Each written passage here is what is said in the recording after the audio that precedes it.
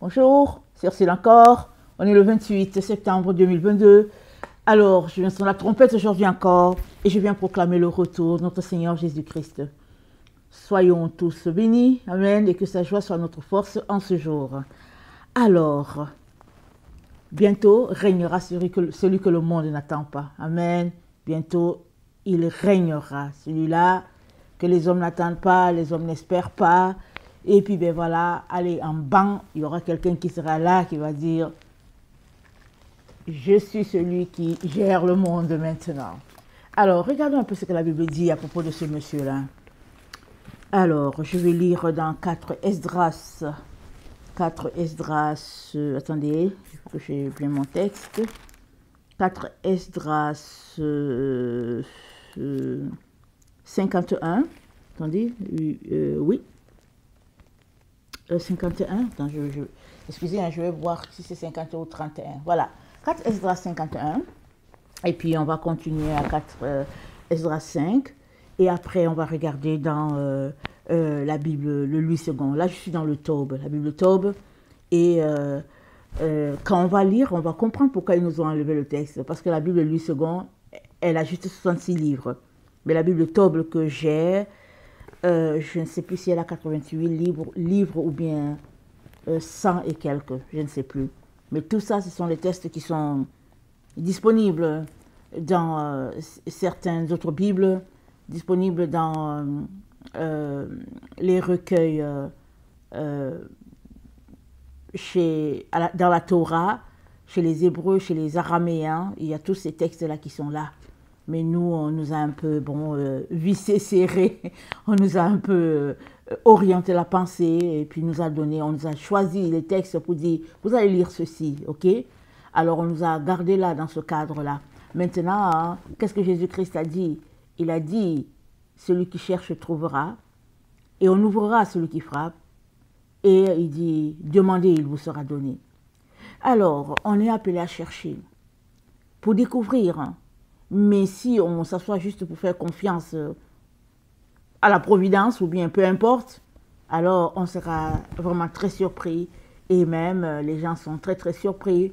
Et puis les gens sont amorphes là, ils mènent leur vie là, endormis. Voilà pourquoi ils ont tout fait pour nous maintenir dans un état de somnolence, n'est-ce pas?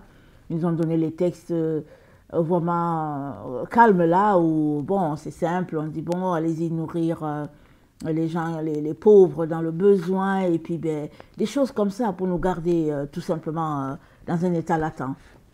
Évidemment, Jésus-Christ nous a dit de nous occuper de pauvres, mais Jésus-Christ nous a dit d'être éveillés, il nous a dit d'être réveillés. Il a dit priez en tout temps, priez en tout temps.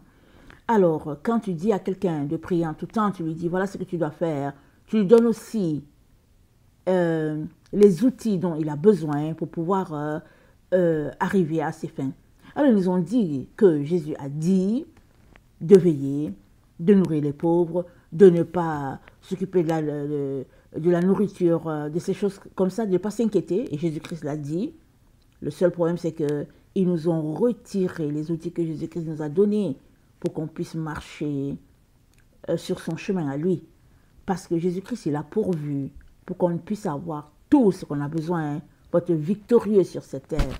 Mais ils nous ont donné certains éléments, ils nous ont retiré d'autres, et puis finalement, ils nous ont gardés vraiment dans cet état latent-là. Et s'il y a un exemple parfait de ce qu'ils attendent de toi et de moi, c'est que nous soyons des chrétiens de Laodicée.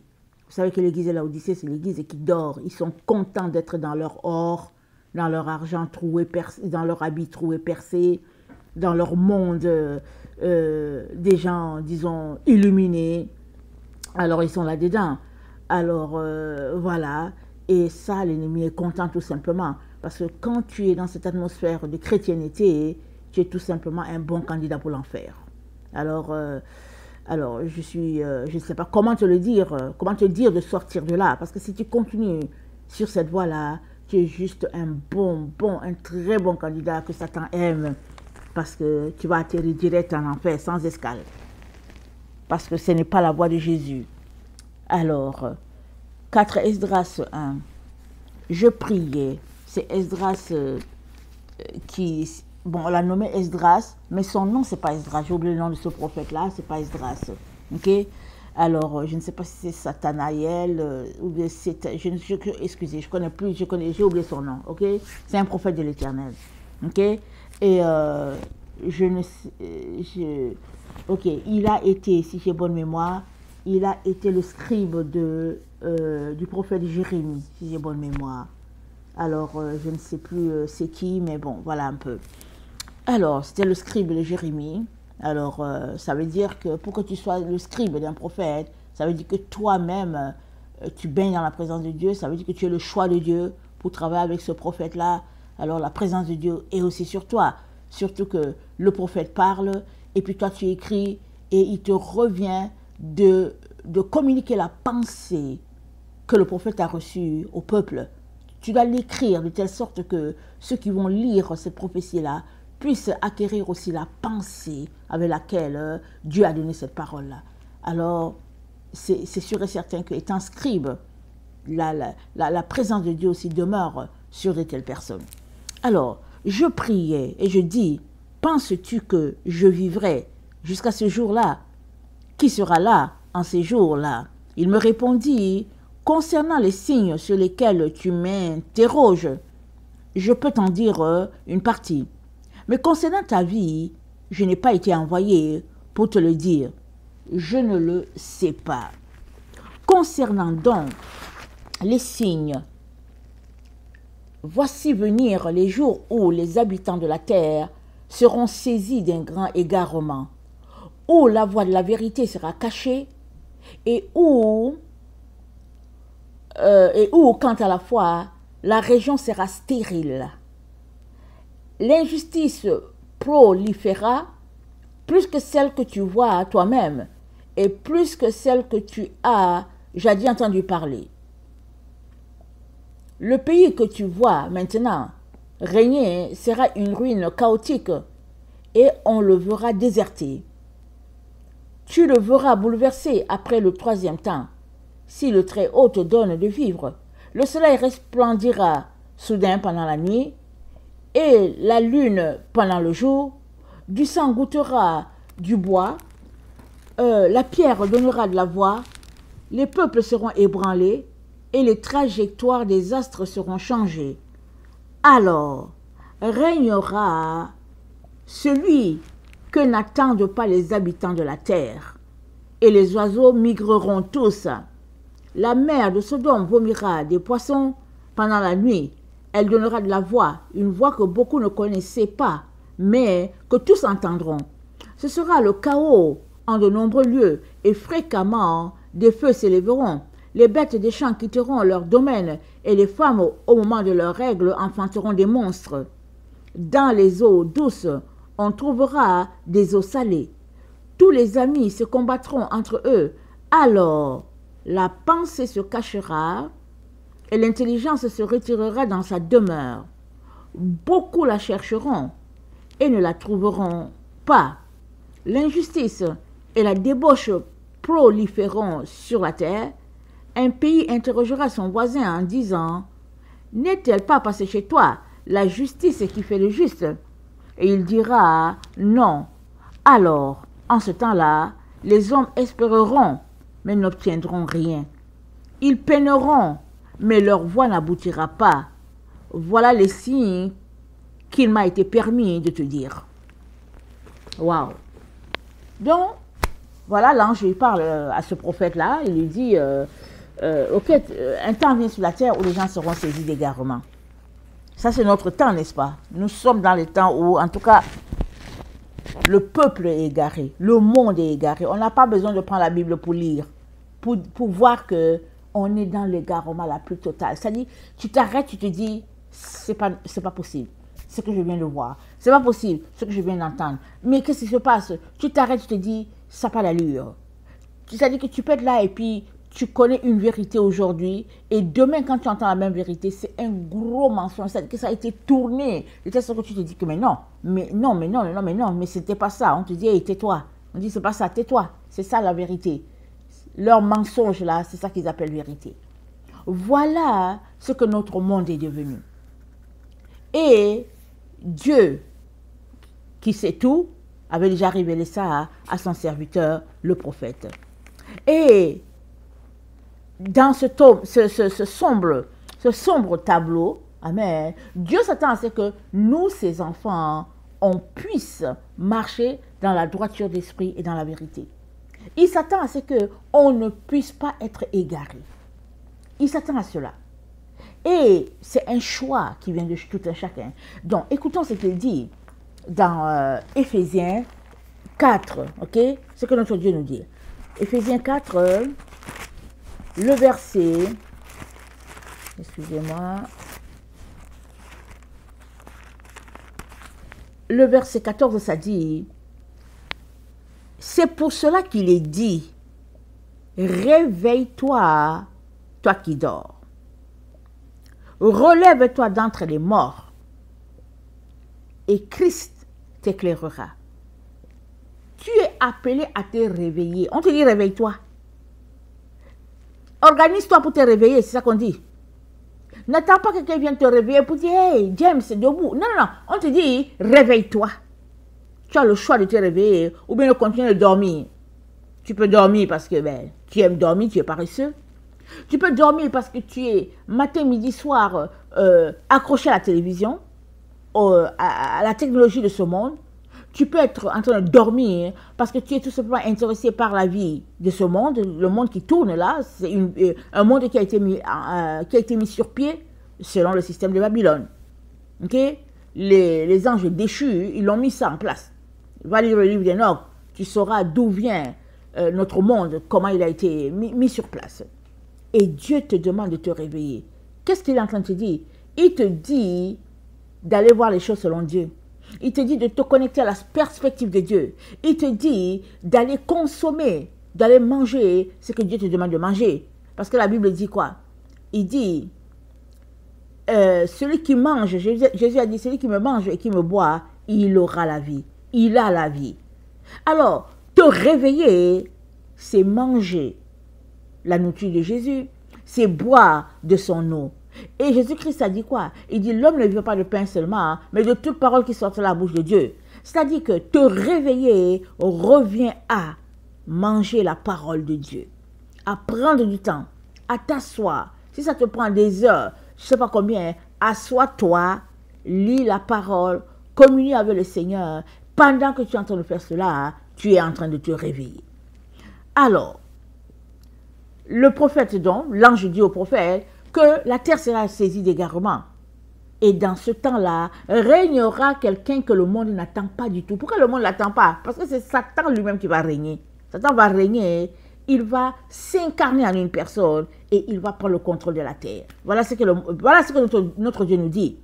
Mais avant que ce moment arrive, il nous dit, mes enfants, mettez votre vie en sécurité. Allez vous asseoir dans Dieu, comme on dit.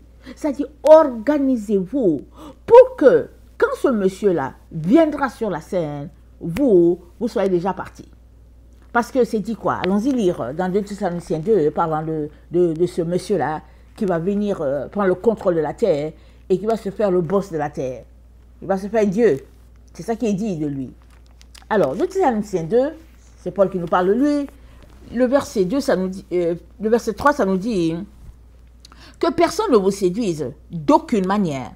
Car il faut que l'apostasie soit arrivée auparavant et qu'on ait vu paraître l'homme du péché, le fils de la perdition, l'adversaire qui s'élève au-dessus de tout ce qu'on appelle Dieu ou de ce qu'on adore, jusqu'à s'asseoir dans le temple de Dieu, se proclamant lui-même Dieu. En tout cas, il n'y a pas une autre manière que Paul a trouvé pour nous décrire ce que cette personne-là va faire. Comment elle se voit. Elle se voit Dieu. Elle va venir s'asseoir dans le temple de Dieu, la maison de Dieu.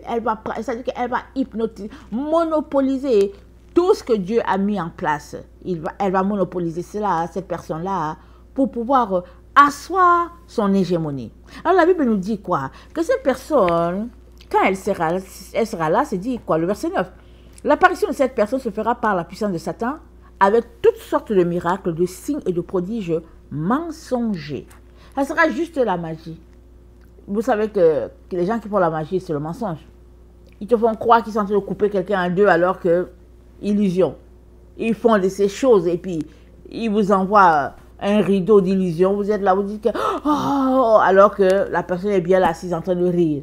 Donc, c'est ce système de mensonge-là, outrance, qui sera maintenant amené au niveau du public. Et puis, ça ne sera plus caché. Et le peuple va mordre des dents. Le peuple va dire, waouh, en tout cas, notre Dieu, il est super, notre Dieu, il est comme si, vive notre Dieu, vive cela. Il suffit juste de regarder sur Internet. Vous allez voir les pasteurs sorciers là, c'est tout ce qu'ils font. Ils font vomir les gens sur la scène. Ils se disent que ouais, on a ceci, on dit que ouais, je suis délivré. Et puis ils viennent dire que ouais, c'est telle révélation et tout et tout. Mais on n'a pas besoin de toutes ces révélations-là qui sont là pour dire qu'on est enfant de Dieu. Donc ils font ça pour tromper ceux-là qui ne sont pas affirmés dans la Bible. Parce que la Bible dit quoi? Il y a des gens qui vont venir, ils vont dire à Jésus, Seigneur, n'avons-nous pas prophétisé en ton nom? N'avons-nous pas guéri en ton nom? Jésus-Christ va leur dire, retirez-vous, ouvrez d'iniquité. Donc, le fait de guérir au nom de Jésus, le fait de faire des miracles, le fait de donner des prophéties, c'est pas ça qui fait de toi un enfant de Dieu. Ce qui fait de toi un enfant de Dieu, c'est que tu écoutes la parole, et puis tu décides de mettre la parole en pratique. La Bible dit quoi? Elle dit, ceux qui sont conduits par l'Esprit de Dieu sont fils de Dieu. Si c'est l'Esprit de Dieu qui te conduit, tu es fils de Dieu. Si c'est toi-même qui te conduit, tu es tout simplement fils de Satan. Ce n'est pas compliqué ce que Dieu est en train de nous dire. Donc il suffit de s'arrêter pour dire, mais qui me conduit? Qui dirige ma vie? Alors si tu te rends compte que c'est toi qui dirige ta vie, va vite devant Dieu, va te repentir, demande-lui pardon et puis retourne dans sa présence afin que ce soit lui seul et lui seul qui te dise quoi faire. Parce que, généralement, si quelqu'un a l'argent, il peut décider d'aller à Tokyo. Il dit non, mais moi, je dis que je déménage, je quitte Québec pour aller vivre à Tokyo. Ok, il a l'argent, il a tout. Mais est-ce que c'est Dieu qui l'envoie? C'est pas Dieu qui t'envoie là-bas à Tokyo. Parce que si tu vas vraiment voir Dieu, Dieu va te dire, moi, je ne t'ai jamais envoyé là-bas. Alors, tu es devant ce dilemme-là, soit d'aller à Tokyo, soit finalement de t'asseoir tranquille pour dire, ok, malgré mon argent, malgré tout, je vais plutôt écouter Dieu. Et Dieu nous exhorte tous à nous comporter comme ça, à être conduits par l'Esprit de Dieu. Parce que les fils de Dieu, ils sont conduits par l'Esprit de Dieu. Et les fils de Satan sont conduits par eux-mêmes. Ils sont conduits par eux-mêmes, ils sont conduits par les autres. Ils font la pluie et le beau temps. Parce qu'ils se disent que c'est comme ça que nous devons vivre. Mais l'enfant de Dieu, il vit dans la soumission totale et puis attendant les directives de son Père. Alors, le verset 10 nous dit, « Et avec toutes les séductions de l'iniquité pour ceux qui périssent. » Donc, c'est ça. C'est-à-dire que ceux qui périssent, ils sont impressionnés par ces miracles mensongers-là, par une telle vie. Une vie remplie de mensonges, de déchéances. Ceux qui marchent dans le leur, ils sont impressionnés. Ils se disent, waouh, hey, tu as vu ça, tu as vu ceci. Mais l'enfant de Dieu, il regarde, il se dit, Seigneur, aide-moi à ramasser mes clics et claques ici, le plus rapidement possible. Pourquoi? Parce que nul ne peut servir de maître. Soit tu es avec Dieu, soit tu es avec Satan. Et quand un enfant de Dieu voit des choses comme ça, il comprend tout de suite qu'ici, là, c'est le mensonge. C'est le faux. Et il décide de s'en éloigner, il décide de prendre ses distances. Ça, c'est très important. Alors, dans Romains 1, l'apôtre Paul nous présente cette même situation. Il nous dit, au verset 21, il dit, puisque ayant connu Dieu, ils ne l'ont point glorifié comme Dieu et ne lui ont point rendu grâce, mais ils se sont égarés par leurs pensées. Ce sont nos pensées qui nous égarent. Nos pensées nous égarent. Qu'est-ce que tu lis? Qu'est-ce que tu regardes? Qu'est-ce que tu crois? Si tu crois ce que Dieu dit, il n'y a pas moyen que tes pensées soient égarées parce que tes pensées seront connectées à celles de Dieu. Mais si tu crois, c'est que les aliens, les perdus de ce monde te disent, alors tu vas te perdre comme eux, tu vas être égaré comme eux. Alors, il est très important que tu retournes à la base. que tu te demandes qu'est-ce que tu lis, qu'est-ce que tu écoutes. Parce que tu te comporteras en fonction du chemin de tes pensées. Ce n'est pas possible de penser quelque chose de bien si toi tu passes ta vie baigné dans le mal. Il y a des gens, ils aiment le mal. Ils sont des personnes méchantes, très méchantes, des personnes sombres. Alors, elles ne peuvent pas te produire autre chose que ce qu'elles sont. Parce que le fruit de nos pensées, c'est ça qui est vu. Okay? Nos pensées sont à l'extérieur, personne ne les voit. Mais les actions que tu poses montrent ce que tu penses. Et l'apôtre Paul nous dit, ils se sont égarés par leurs pensées. Et leur cœur, sans intelligence, a été plongé dans les ténèbres. Donc voilà, une fois que ton cœur est plongé dans les ténèbres, tout ce que tu fais, c'est connecté aux ténèbres. Alors, et au verset 28, Paul dit, comme ils ne se sont pas souciés de connaître Dieu, Dieu les a livrés à leur sens réprouvé pour commettre des choses indignes. Ils ne se sont pas souciés de connaître Dieu. C'est ton souci de connaître Dieu. Tu dois te préoccuper de connaître Dieu. Tu dois passer ton temps à chercher Dieu. C'est-à-dire que c'est le travail que Dieu a donné à tout un chacun sur la terre. Il nous a donné tous 24 heures. Que tu aies un travail, je ne sais pas, exponentiel, que tu aies un petit travail, peu importe ce que tu fais, à partir du moment où tu es classé parmi soit les ados ou bien les adultes, à partir de ce moment-là, tu es appelé à gérer ton temps en fonction de Dieu. Tu es appelé à chercher Dieu. Et il a dit, celui qui me cherche me trouvera. Si tu n'as pas encore trouvé Dieu, pose-toi la question. Est-ce que tu l'as cherché? Alors, si tu es en train de le chercher, continue. Tu vas finir par le trouver, assurément.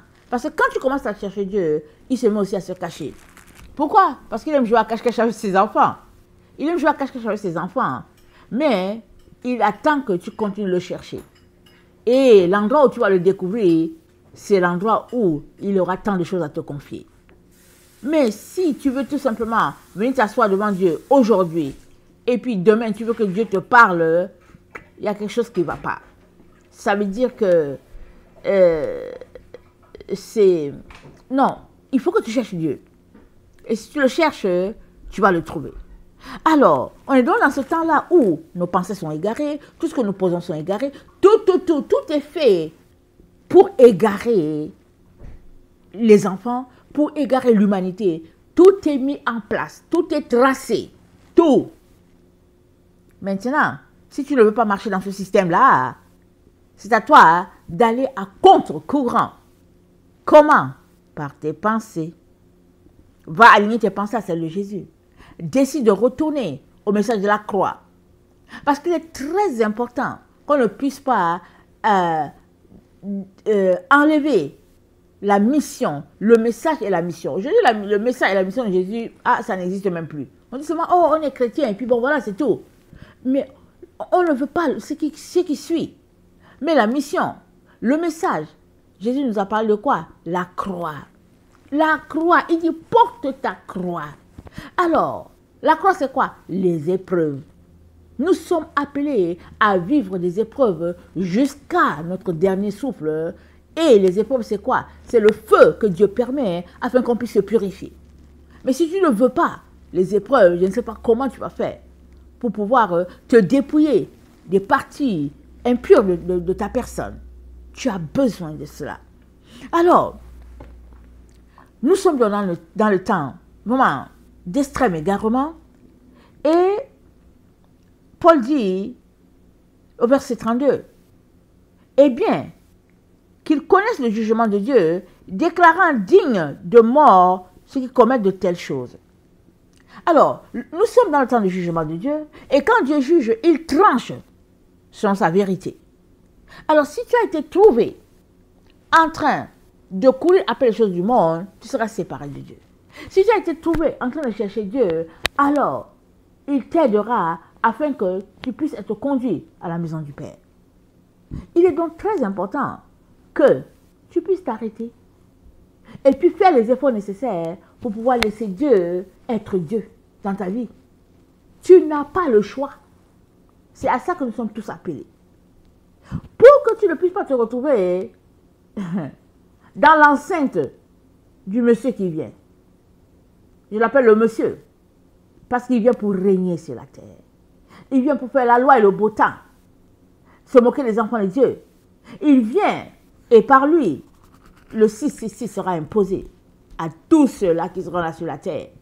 Et puis, généralement, qui va souffrir le plus, c'est les enfants de Dieu. Parce que ceux qui n'ont pas Dieu, ce n'est pas leur problème. Ils vont aller prendre leur 666 tranquille, ils vont se dire, ben, il faut que je vive. Ceux qui ont Dieu, c'est-à-dire ceux qui ont été créés à l'image de Dieu, ceux qui savent qu'ils sont la créature de Dieu, ils vont s'arrêter, ils vont dire, non, non, non, il y a quelque chose qui ne va pas. C'est vrai que c'est lui le boss maintenant, mais de là à nous enlever notre identité, ils vont refuser. Il y en a qui vont se révolter, et puis bon, tout sortes d'histoires. Mais toi là qui m'écoutes, Dieu aimerait que tu saches que d'ici là que cet homme-là prenne le contrôle du monde, les enfants de Dieu seront mis en sécurité. En tout cas, ceux qui sont prêts, ils ne seront plus là. Pourquoi?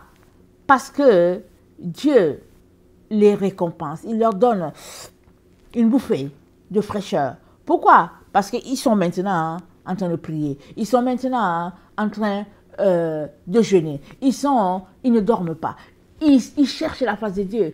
Ils sont en train de prier pour dire, Seigneur, sauve-moi, sauve ma famille. Ils sont là, à genoux. Ils ont abandonné le monde, ils ont abandonné toutes les choses. Ils sont là seulement en train d'intercéder afin de pouvoir se sauver de ce qui arrive. Et puis, ce que tu dois savoir, c'est que c'est imminent. C'est imminent. Alors, je ne sais pas sur quoi tu comptes pour échapper à ce monsieur-là, qui n'est autre que Satan en personne. Tu vas venir s'asseoir sur un siège et puis il va jouer au boss. Et il va dire aux gens qu'il est Dieu. Et malheureusement, les gens vont le croire. Alors, pourquoi est-ce que les gens vont le croire? Parce que d'abord, il y a un bon groupe qui sont déjà rendus des zombies. Les gens sont sur la terre sont devenus des zombies. Regardez bien les gens. Regardez-les. Ils se disent, c'est comme s'il n'y a pas de vie en eux. Pour un bon groupe, c'est comme s'il n'y a pas de vie. Mais les autres, ou bien les autres qui pensent qu'il y a une vie, ils ont une vie sur le système du monde. Ils sont en train de courir. Ils courent après les normes de ce monde. Des diplômes, un bon travail. Et puis, ils courent. Et si tu es en train de courir, tu fais aussi partie des personnes qui dorment. Les seules personnes qui ne dorment pas, c'est les personnes qui sont devant Dieu, en train de lire leur Bible, en train de prier, en train de chercher sa face. Eux, ils ne dorment pas. Mais les autres, ils dorment. Même ceux-là qui disent que oui, je sais que Jésus arrive, ils dorment. Pourquoi? Parce que si tu sais que Jésus arrive, tu dois être en train de faire quelque chose pour le rencontrer. Parce que tout genou fléchira devant lui, toute langue confessera qu'il est Seigneur. Alors si tu sais qu'il arrive et que pour toi la connaissance de la venue de Jésus se limite au fait que tu sais qu'il arrive, alors laisse-moi te dire que tu es atteint de somnambulisme. Tu dors comme tous les autres. Tu dors correctement. La seule différence, c'est que tu es toujours en train de marcher, mais tu dors debout. C'est ça. Alors que les autres, peut-être, ils sont couchés, spirituellement parlant. Amen. Alors, notre Dieu nous demande donc de sortir, d'être éveillé, de sortir des valeurs de ce monde et de nous comporter de manière à ce que la lumière de Dieu soit en nous pleinement et que par nous, elle puisse aussi impacter d'autres personnes. Amen. Regardons 2 Thessaloniciens. Attendez. Regardons Apocalypse 13, verset 13 à 14. Apocalypse 13, verset 13 à 14. Alors, Apocalypse 13, le verset 14 dit ceci. Attendez, je vais commencer à lire au verset 13. Elle opérait de grands prodiges, même jusqu'à faire descendre du feu du ciel sur la terre à la vue des hommes. Et elle séduisait les habitants de la terre par les prodiges qui lui étaient donnés d'opérer en présence de la bête, disant aux habitants de la terre de faire une image à la bête qui avait la blessure de l'épée et qui vivait. Alors, on voit comment cet homme-là qui régnera sur la terre, on voit comment cet homme-là, il va faire des prodiges mensongers. C'est-à-dire que ce sera appelé des miracles, des choses du jamais vu. Les gens vont dire, waouh, ça c'est la véritable, un peu comme du temps où Paul visitait, je ne sais plus si c'est d'Herbe ou bien où, là où il y avait une femme qui prophétisait sous l'esprit de Python, et puis les gens disaient, waouh, ça c'est le véritable et tout ça. Parce que les gens, ils sont impressionnés par ce qui est surnaturel, et ça c'est correct, que tout le monde soit impressionné par le surnaturel, mais est-ce que c'est le surnaturel qui est vrai, ou bien est-ce que c'est un surnaturel qui est faux? Parce que la Bible nous dit que ces choses-là sont faites sous la puissance de Satan.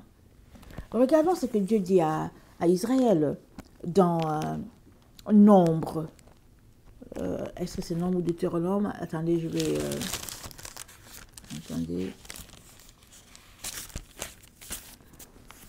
Il dit dans Deutéronome 18, le verset 10, il dit « Qu'on ne trouve chez toi personne qui fasse passer son fils ou sa fille par le feu, personne qui exerce le métier de devin, d'astrologue, d'augure, de magicien, d'enchanteur, personne qui consulte ceux qui évoquent les esprits ou disent de bonnes aventures, personne qui interroge les morts. Car quiconque fait ces choses est en abomination à l'Éternel, et c'est à cause de ces abominations que l'Éternel, ton Dieu, va chasser ces nations de devant toi. Tu seras entièrement à l'Éternel, ton Dieu, car ces nations que tu chasseras écoutent les astrologues et les devins. Mais à toi, l'Éternel, ton Dieu, ne le permet pas. L'Éternel ne permet pas à ses enfants d'écouter ce type de personnes-là. Mais ceux qui ne seront pas apprêtés, ils se retrouveront à écouter ce monsieur-là. Et même, ils seront forcés de pratiquer ces choses abominables que l'Éternel déteste. Parce que l'Éternel a dit à Israël, dans Deutéronome 5, quand il donne les consignes à Israël, il a dit à Israël, dans Deutéronome 5, le verset 32, il dit, vous ferez avec soin ce que l'Éternel, votre Dieu, vous a ordonné. Vous ne vous en détournerez ni à droite ni à gauche. Vous suivrez entièrement la voie de l'Éternel, votre Dieu, la voie que l'Éternel, votre Dieu, vous a prescrite, afin que vous viviez et que vous soyez heureux, afin que vous prolongiez vos jours dans le pays dont vous aurez pris possession. Les consignes de l'Éternel ont été claires et sont claires pour chacun de ses enfants et à tous les jours. Si tu te réclames du Dieu d'Israël, tu sais que Dieu a dit que nous devons observer la parole de Dieu et il n'y a pas moyen que tu puisses faire autrement. Mais si tu te retrouves à jouer à cache avec Dieu, ou bien à choisir certains commandements qui t'arrangent et puis d'autres qui ne t'arrangent pas, alors tu seras bien laissé en train de subir les manipulations de ce monsieur-là. Pourquoi en train de subir? Parce que Dieu dit que cette personne-là sera tout simplement une puissance d'égarement que lui, il va mettre à la disposition de tous ceux-là qui aiment le mensonge. Alors, une puissance d'égarement à la disposition de tous ceux-là qui aiment le mensonge. Pourquoi? Parce que la personne en elle-même, c'est un mensonge. Toute la personne, elle est un mensonge. Tout ce qu'elle fait, c'est mensonge. Elle reflète juste le mensonge. Elle respire le mensonge. C'est tout ce qu'elle fait, elle est mensonge. Mais les personnes qui, oui, peuvent détecter que ici c'est un mensonge, ce sont les personnes qui marchent dans la vérité. Ceux qui marchent dans la vérité détectent toujours le mensonge. Mais on est dans un temps où Jésus-Christ a dit quoi? Que si c'était possible, même les élus seraient séduits. Matthieu 24, le verset 24. Matthieu 24, le verset 24, ça dit ceci. Excusez-moi. Matthieu 24, le verset 24, écoutons ce que la parole de Dieu dit. Car il s'élèvera de faux chrétiens et de faux prophètes. Ils feront de grands prodiges et des miracles au point de séduire, s'il était possible, même les élus. Même les élus. Alors, on est dans le temps où il est très important que tu cherches la vérité, que tu soupires après la vérité, que ta bouche prononce la vérité, que tes yeux soupirent après la vérité, et que là où tu trouves le mensonge, tu dois ramasser tes pieds tu dois fuir.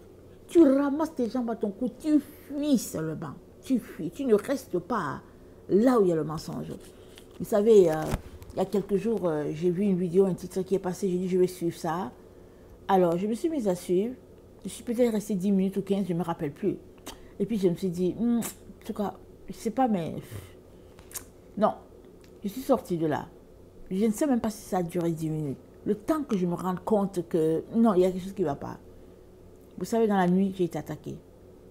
J'ai dit, Seigneur, mais pourquoi est-ce que je suis attaquée avec ce démon-là qui est là et puis tout ça? Le Seigneur m'a dit, le Seigneur m'a rappelé l'émission. Il m'a dit, parce que l'enfant de Dieu a besoin de savoir du tic au tac que ici là c'est faux. Parce que si c'est une vidéo juste pour attirer les gens dans le filet de Satan, hein, alors en consacrant 10 minutes, 15 minutes, chacun a été attiré par le filet de Satan. Or le Seigneur veut nous éviter cela. Alors il nous dit que nous devons rechercher la vérité. Et c'est elle qui va nous affranchir. Il nous exhorte à marcher dans la lumière, sa lumière, parce que la Bible dit que la parole de Dieu est une lumière à mes sentiers, une lampe à mes pieds, une lumière sur mon sentier. C'est-à-dire, on doit tout faire, tout donner pour être des enfants de lumière, demeurer dans la lumière, marcher dans la lumière. C'est ça que nous devons faire. Si par contre, nous choisissons la situation en fonction de nos intérêts, ou bien nous choisissons de marcher parce que ceci nous arrange et puis cela ne nous arrange pas. Si c'est comme ça que nous vivons, alors la puissance d'égarement ne sera pas loin de nous. Parce que son nom, c'est quoi? La puissance qui égare. Ce n'est pas Dieu qui dit à la puissance, oh vas-y, non, non, non. Les hommes se sont égarés, dont Satan a tellement truqué et puis fait toutes ces histoires de mensonges et de fourberies que Dieu dit, ok, puisque c'est ça que vous avez voulu, voilà, c'est le temps dans lequel cette chose va se réaliser. Mais il dit à ses enfants, marchez dans la vérité. Et vous allez éviter de tomber dans le piège qui est là pour vous. C'est un piège qui est là pour nous. C'est pourquoi il dit, aucune tentation ne vous est survenue qui n'était humaine, mais avec la tentation, il prépare le moyen d'en sortir, afin que vous puissiez la supporter. Et il dit, parce que tu as gardé la parole de la persévérance, je te garderai aussi à l'heure de la tentation qui doit venir. Éprouver les habitants de la terre. C'est une tentation. Cette situation-là, c'est une tentation. Alors la tentation, elle vient pour éprouver. C'est-à-dire Dieu est en train de faire le tri avec cette situation. Quand tu es éprouvé, Dieu est en train de t'observer, il regarde comment est-ce que tu agis. Alors, la puissance d'égarement, qui au fait est une personne, elle est là pour que les vrais disent non, non, moi je ne reste pas dans ce faux. Et finalement, les faux vont tout simplement être pris. Mais Jésus nous dit quand même que même les élus, si c'était possible, la personne allait les corrompre. Mais elle ne va pas réussir. Pourquoi? Parce que Jésus les garde, en fait. C'est Jésus qui les garde pour qu'ils ne tombent pas. Alors, toi et moi, devons faire nos devoirs à tous les jours. Et ces devoirs consistent à marcher dans la lumière, à être des enfants de lumière, à vivre de la lumière et à louer et à célébrer Dieu pour ce qu'il fait dans notre vie. Mais si on perdait notre temps et notre énergie à courir après les dollars et puis les euros, on aurait des sérieux problèmes. On aurait des sérieux problèmes. Alors, je viens nous encourager tous à marcher d'une manière qui plaise à notre Dieu. Peu importe la situation, peu importe les circonstances, il est très important qu'on puisse laisser Dieu être Dieu dans nos différentes vies. Amen. Que le Seigneur bénisse sa parole, je vous aime beaucoup et Dieu davantage. Maranatha, Jésus revient. Amen et amen.